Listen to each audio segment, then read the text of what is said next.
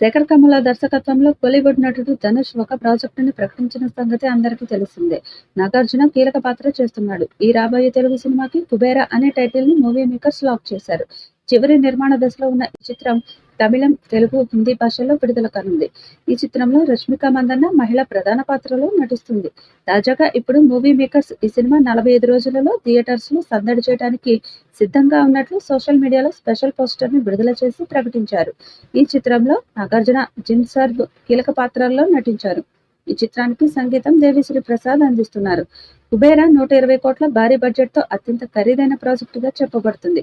Shri Venkateswara cinemas LLP మరియు Amigos creations private limited పతాకాలపై సునీల్ నారంగ్ మరియు పుష్కూర్ రామ్మోహన్ రావు భారీ స్థాయిలో ఈ చిత్రాన్ని నిర్మిస్తున్నారు. ఈ చిత్రం జూన్ 20న విడుదల కానుంది.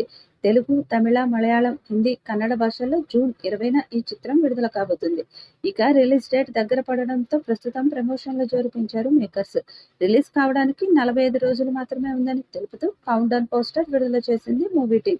ఇక ఈ పోస్టర్ లో హీరో ధనుష్, రష్మిక మందన్న ఓ రాయి మీద కూర్చొని ఉన్నారు. ధనుష్ హీరోయిన్ సైడ్ చూస్తుండగా రష్మిక మాత్రం కిందకు చూస్తూ ముసిముసి నవ్వులు నవ్వుతుంది.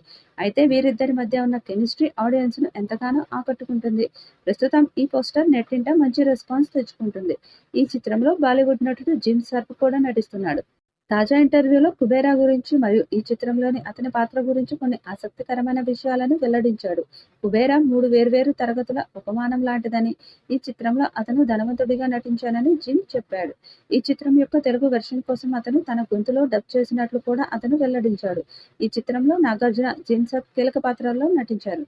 ఈ చిత్రానికి కెమెరా హ్యాండిల్ నికేత్ భూమి, ఎడిటింగ్ కార్తిక్ శ్రీనివాస్ అందిస్తున్నారు.